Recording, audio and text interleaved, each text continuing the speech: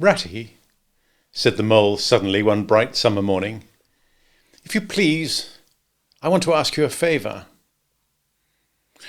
The rat was sitting on the river bank, singing a little song.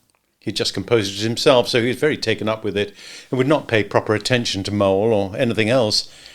Since early morning, he'd been swimming in the river, in company with his friends, the ducks. And when the ducks stood on their heads suddenly, as ducks will, he would dive down and tickle their necks, just under where their chins would be if ducks had chins, till they were forced to come to the surface again in a hurry, spluttering and angry and shaking their feathers at him, for it was impossible to say quite all you feel when your head is under water. At last they had implored him to go away and attend to his own affairs and leave them to mind theirs. So the rat went away and sat on the river bank in the sun and made up a song about them, which he called Duck's Ditty. All along the backwater, through the rushes tall, ducks are a-dabbling, up tails all. Ducks' tails, drakes' tails, yellow feet a-quiver, yellow bills all out of sight, busy in the river. Slushy green undergrowth where the roach swim, here we keep our larder cool and full and dim. Everyone for what he likes, we like to be, heads down, tails up, dabbling free. High in the blue above, swifts whirl and call. We are down a-dabbling, up tails all. "I don't know that I think so very much of that little song, Rat," observed the mole cautiously. He was no poet himself and didn't care who knew it, and he had a candid nature. "Nor don't the ducks neither," replied the rat cheerfully. "They say, why can't fellows be allowed to do what they like, when they like, and as they like, instead of other fellows sitting on the banks and watching them all the time and making remarks and poetry and things about them? What nonsense it all is! That's what the ducks say." So it is, said the mole, with great heartiness. "No, it isn't," cried the rat indignantly. Well then, it isn't, replied the mole soothingly. "But what I wanted to ask you was, won't you take me to call on Mr. Toad? I've heard so much about him, and I do so want to make his acquaintance." "Why, certainly," said the good-natured rat, jumping to his feet and dismissing poetry from his mind for the day. "Get the boat out, and we'll paddle up there at once. It's never the wrong time to call on Toad. Early or late, he's always the same fellow, always good-tempered, always glad to see you, always sorry when you go." "He must be a very nice animal," observed the mole, as he got into the boat and took the sculls, while the rat settled himself comfortably in the stern. "He is indeed the best of animals," replied Rat. "So simple, so good-natured, and so affectionate. Perhaps he's not very clever. We can't all be geniuses. And it may be that he is both boastful and conceited, but he has got some great qualities, has Toady." Rounding a bend in the river, they came in sight of a handsome, dignified old house of mellowed red brick, with well-kept lawns reaching down to the water's edge. "There's Toad Hall," said the rat, "and that creek on the left, where the notice board says, 'Private, no landing allowed,' leads to his boathouse, where we'll leave the boat. The stables are over there to the right. That's the banqueting hall that you're looking at now. Very old, that is. Toad is rather rich, you know, and this is really one of the nicest houses in these parts, though we never admit as much to Toad." They glided up the creek, and the mole slipped his sculls as they passed into the shadow of a large boathouse. Here they saw many handsome boats, slung from the cross-beams or hauled up on a slip, but none in the water, and the place had an unused and a deserted air. The rat looked around him. "I understand," said he. "Boating's played out. He's tired of it, and done with it. I wonder what new fad he's taken up now. Come along, let's look him up. We shall hear all about it quite soon enough." They disembarked and strolled across the gay, flower-decked lawns in search of Toad, whom they presently happened upon resting in a wicker garden chair, with a preoccupied expression on his face, and a large map spread out on his knees. "Whoop!" Hooray! He cried, jumping up on seeing them. This is splendid! He shook the paws of both of them warmly, never waiting for an introduction to the mole. How kind of you, he went on, dancing around them. I was just going to send a boat down the river for you, Ratty, with strict orders that you were to be fetched up here at once, whatever you were doing. I want you badly, both of you. Now, what will you take? Come inside, have something. You don't know how lucky it is you're turning up just now. Let's sit quiet a bit, Toady, said the rat, throwing himself into an easy chair, while the mole took another by the side of him and made some civil remark about Toad's delightful residence. Finest house in the whole river, cried Toad boisterously, or anywhere else for that matter, he couldn't help adding. Here the rat nudged the mole. Unfortunately, the Toad saw him do it and turned very red. There was a moment's painful silence. And then Toad burst out laughing. All right, Ratty, he said. It's only my way, you know, and it's not such a very bad house, is it? You know you rather liked it yourself. Now look here, let's be sensible. You're the very animals I wanted. You've got to help me. It's most important. It's about your rowing, I suppose, said the rat, with an innocent air. You're getting on fairly well, though. You splash a good bit still. With a great deal of patience and any quantity of coaching, you may... Oh, pooh! Boating, interrupted the Toad in great disgust. Silly, boyish amusement. I've given that up long ago. Sheer waste of time, that's what it is. It makes me downright sorry to see you fellows. You ought to know better, spending all your energies in that aimless manner. No, I've discovered the real thing, the only genuine occupation for a lifetime.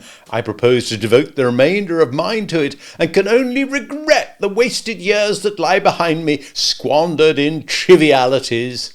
Come with me, dear Ratty, and your amiable friend also, if you'll be so very good, just as far as the stable yard, and you shall see what you shall see.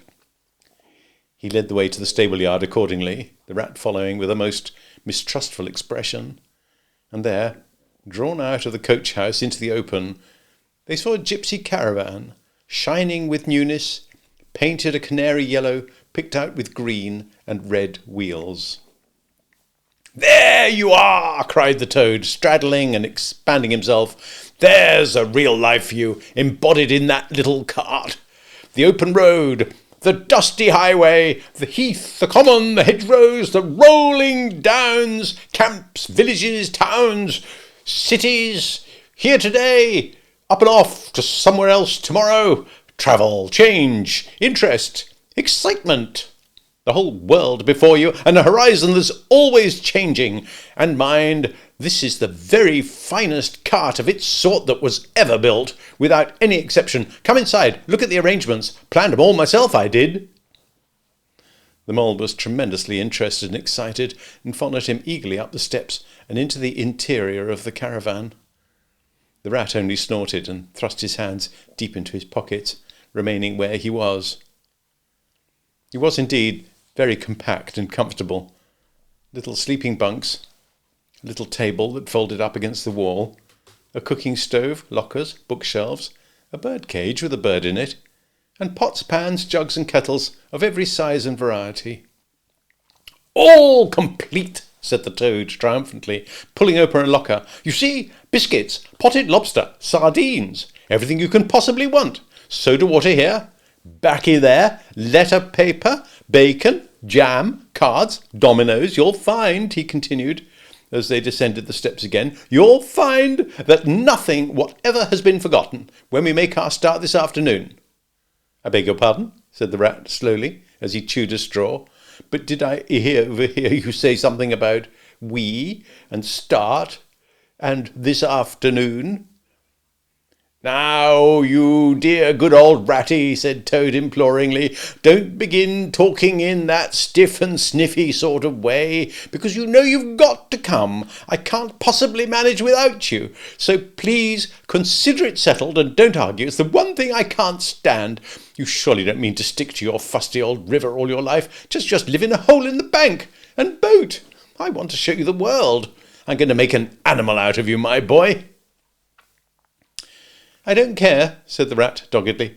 I'm not coming, and that's flat, and I am going to stick to my old river, and live in a hole, and boat, as I've always done. And what's more, Mole's going to stick with me and do as I do, aren't you, Mole?"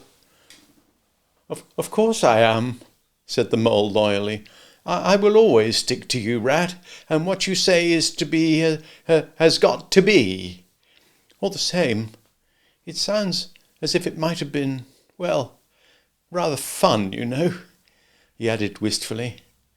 Poor Mole. The life adventurous was so new a thing to him, and so thrilling, and this fresh aspect of it was so tempting, and he'd fallen in love at first sight with the canary-coloured cart and all its little fitments. The Rat saw what was passing in his mind and wavered. He hated disappointing people, and he was fond of the Mole, and would do almost anything to oblige him. Toad was watching them both closely. "Come along in and have some lunch," he said diplomatically, "and we'll talk it over. We needn't decide anything in a hurry. Of course, I don't really care. I only want to give pleasure to you fellows. Live for others. That's my motto in life." During luncheon, which was excellent, of course, as everything at Toad Hall always was, the Toad simply let himself go. Disregarding the Rat, he proceeded to play upon the inexperienced Mole as on a harp.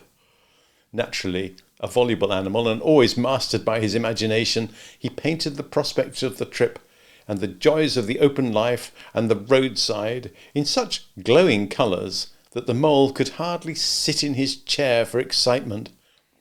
Somehow it soon seemed taken for granted by all three of them that the trip was a settled thing, and the Rat, though still unconvinced in his mind, allowed his good nature to override his personal objections.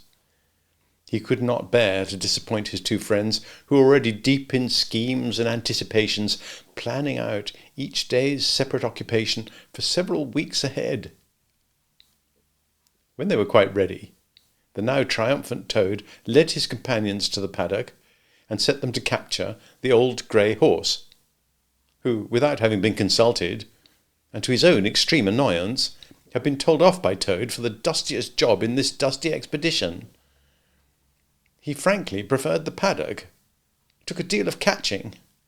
Meantime, Toad packed the lockers still tighter with necessaries and hung nose-bags, nets of onions, bundles of hay, baskets from the bottom of the cart. At last the horse was caught and harnessed, and they set off, all talking at once, each animal either trudging by the side of the cart or sitting on the shaft as the humour took him. It was a golden afternoon. The smell of the dust they kicked up was rich and satisfying. Out of thick orchards on either side of the road, birds called and whistled to them cheerily. Good-natured wayfarers, passing them, gave them good day, or stopped to say nice things about their beautiful cart. And rabbits, sitting at their front doors in the hedgerows, held up their forepaws and said, "Oh my, oh my, oh my!" Late in the evening, tired and happy and miles from home, they drew up on a remote common far from habitations. They turned the horse loose to graze and ate their simple supper sitting on the grass by the side of the cart. Toad talked big about all he was going to do in the days to come, while stars grew fuller and larger all around them, and a yellow moon, appearing suddenly and silently from nowhere in particular, came to keep them company and listen to their talk. At last they turned in to their little bunks in the cart, and Toad, kicking out his legs, sleepily said, "Well, good night, you fellows. This is the real life for a gentleman. Talk about your old river." "I don't talk about my river," replied the patient Rat. "You know I don't, Toad, but I think about it," he added pathetically in a lower tone. "I think about it all the time." And Mole reached out from under his blanket, felt for Rat's paw in the darkness, and gave it a squeeze. "I'll do whatever you like, Ratty," he whispered. "Shall we run away tomorrow morning, quite early, very early, and go back to our dear old hole on the river?" "No, we'll see it out," whispered back the Rat. Thanks awfully, but I ought to stick by Toad till this trip is ended. It wouldn't be safe for him to be left to himself.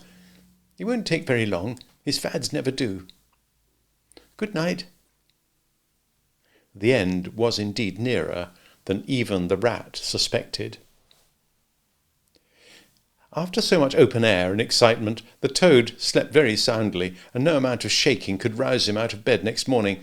So the mole and rat turned to quietly and manfully, and while the rat saw to the horse and lit a fire and cleaned last night's cups and platters, got things ready for breakfast, the mole trudged off to the nearest village, a long way off, for milk and eggs and various necessities the toad had, of course, forgotten to provide.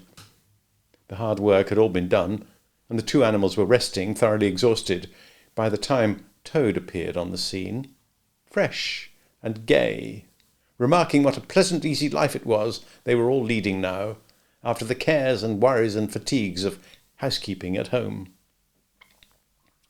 They had a pleasant ramble that day over grassy downs and along narrow by-lanes, and camped, as before, on a common, only this time the two guests took care that Toad should do his fair share of work.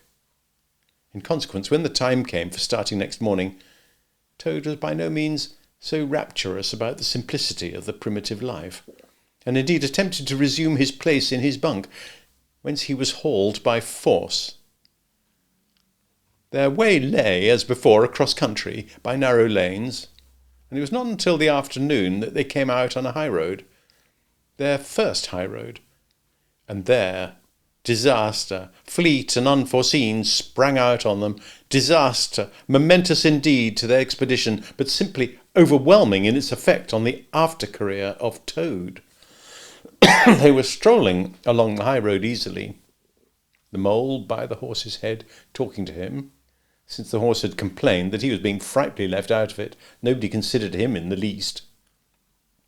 The toad and the water rat walking behind the cart, talking together. At least Toad was talking, and Rat was saying at intervals, "Yes, precisely. And what did you say to him?"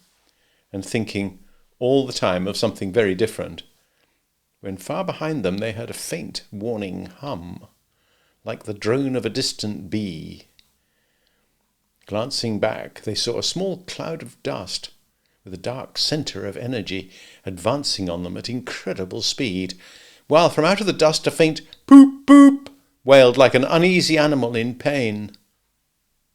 Hardly regarding it, they turned to resume their conversation, when in an instant, as it seemed, the peaceful scene was changed, and with a blast of wind and a whirl of sound that made them jump for the nearest ditch, it was on them. The poop poop rang with a brazen shout in their ears. They had a moment's glimpse of an interior of glittering plate glass and rich morocco, and the magnificent motor car, immense, breath-snatching, passionate, with its pilot tense and hugging his wheel, possessed all earth and air for the fraction of a second, flung an enveloping cloud of dust that blinded and enwrapped them utterly, and then dwindled into a speck in the far distance, changed back into a droning bee once more.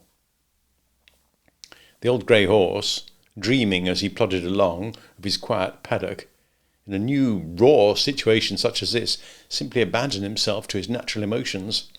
Rearing, plunging, backing steadily in spite of all the mole's efforts at his head and all the mole's lively language directed at his better feelings, he drove the cart backwards towards the deep ditch at the side of the road. It wavered an instant, then there was a heart-rending crash, and the canary-coloured cart, their pride and their joy, lay on its side in the ditch, an irredeemable wreck. The rat danced up and down in the road, simply transported with passion. "You villains!" he shouted, shaking both fists. "You scoundrels! You highwaymen! You road hogs! I shall have the law on you! I'll report you! I'll take you through all the courts!" His homesickness had quite slipped away from him, and for the moment he was the skipper of the canary-coloured vessel, driven on a shoal by the reckless jockeying of rival mariners, and he was trying to recollect all the fine and biting things he used to say to masters of steam launches when their wash, as they drove too near the bank, used to flood his carpet at home. Toad sat straight down in the middle of the dusty road, his legs stretched out before him, and stared fixedly in the direction of the disappearing motor car. He breathed short. His face wore a placid, satisfied expression, and at intervals he faintly murmured, "Poop, poop." The mole was busy trying to quiet the horse, which he succeeded in doing after a time. Then he went to look at the cart, on its side in the ditch. It was indeed a sorry sight. Panels and windows smashed, axles hopelessly bent, one wheel off, sardine tins scattered all over the wider world, and the bird in the bird cage sobbing pitifully and calling to be let out. The rat came to help him, but their united efforts were not sufficient to right the cart. "Hi, Toad!" they cried. "Come and bear a hand, can't you?" The toad never answered a word, or budged from his seat in the road, so they went to see what was the matter with him. They found him in a sort of a trance, a happy smile on his face, his eyes still fixed on the dusty wake of their destroyer. At intervals he was still heard to murmur, "Poop, poop." The rat shook him by the shoulder. "Are you coming to help us, Toad?" he demanded sternly. "A glorious, stirring sight," murmured Toad, never offering to move. "The poetry of motion, the real way to travel, the only way to travel, here today, in next week tomorrow. Villages skipped, towns and cities jumped, always somebody else's horizon. Oh, bliss! Oh, poop, poop! Oh, my! Oh, my!" "Oh, stop being an ass, Toad," cried the mole despairingly.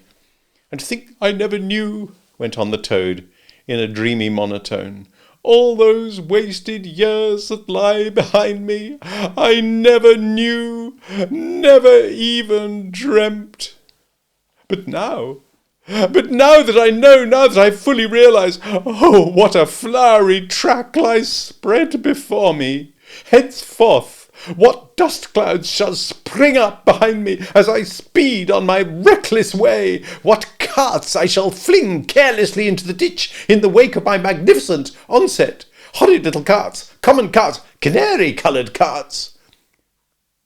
"What are we to do with him?" asked the mole of the water rat. "Nothing at all," replied the rat firmly, "because there is really nothing to be done. You see, I know him from old. He's now possessed. He's got a new craze, and it always takes him that way in its first stage. He'll continue like that for days now, like an animal walking in a happy dream, quite useless for all practical purposes.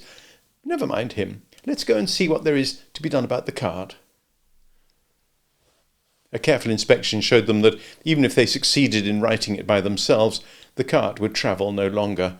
The axles were in a hopeless state, and the missing wheel was shattered into pieces. The rat knotted the horse's reins over his back and took him by the head, carrying the bird cage and its hysterical occupant in the other hand. "Come on," he said grimly to the mole. "It's 5 or 6 miles to the nearest town, and we shall just have to walk it. The sooner we make a start, the better." "What about Toad?" asked the mole anxiously, as they set off together. "We can't leave him here, sitting in the middle of the road by himself in that distracted state he's in. It's not safe. Supposing another thing were to come along." "Oh, bother Toad," said the rat savagely. "I've done with him." They had not proceeded very far on their way, however, when there was a pattering of feet behind them, and Toad caught them up and thrust a paw inside the elbow of each of them. Still breathing short and staring into vacancy. "Now, look here, Toad," said the rat sharply. "As soon as we get to the town, you'll have to go straight to the police station and see if they know anything about that motor car and who it belongs to, and lodge a complaint against it. And then you'll have to go to a blacksmith's or a wheelwright's and arrange for the cart to be fetched and mended and put to rights. It'll take the time, but it's not quite a hopeless smash. Meanwhile, the mole and I will go to an inn and find comfortable rooms where we can stay till the cart's ready, until your nerves have recovered their shock." "Police station? Complaint?" murmured Toad dreamily. "Me complain? of that beautiful, that heavenly vision that has been vouchsafed me. Mend the cart. I've done with carts forever. I never want to see the cart or to hear of it again. Oh, Ratty, you can't think how obliged I am to you for consenting to come on this trip. I wouldn't have gone without you, and then I might never have seen that swan, that sunbeam, that thunderbolt. I might never have heard that entrancing sound or smelt that bewitching smell. I owe it all to you, my best of friends. The rat turned from him in despair. You see what it is? He said to the mole, addressing him across Toad's head. He's quite hopeless. I give up. When we get to the town, we'll go to the railway station, and with luck we may pick up a train, and that'll take us back to Riverbank tonight. And if ever you catch me going a-pleasuring with this provoking animal again—" He snorted, and during the rest of that weary trudge addressed his remarks exclusively to Mole. On reaching the town, they went straight to the station and deposited Toad in the second-class waiting room, giving a porter twopence to keep a strict eye on him. They then left the horse in an inn stable and gave what directions they could about the cart and its contents. Eventually, a slow train, having landed them at a station not very far from Toad Hall, they escorted the spellbound, sleepwalking Toad to his door, put him inside it, and instructed his housekeeper to feed him, undress him, and put him to bed. Then they got out their boat from the boathouse, sculled down the river home, and at a very late hour sat down to supper in their own cosy riverside parlour, to the rat's great joy and contentment. The following evening, the mole, who had risen late and taken things very easy all day, was sitting on the bank fishing, when the rat, who had been looking up his friends and gossiping, came strolling along to find him. "Heard the news," he said. "There's nothing else being talked about, all along the river bank. Toad went up to town by early train this morning, and he has ordered a large and very expensive motor car.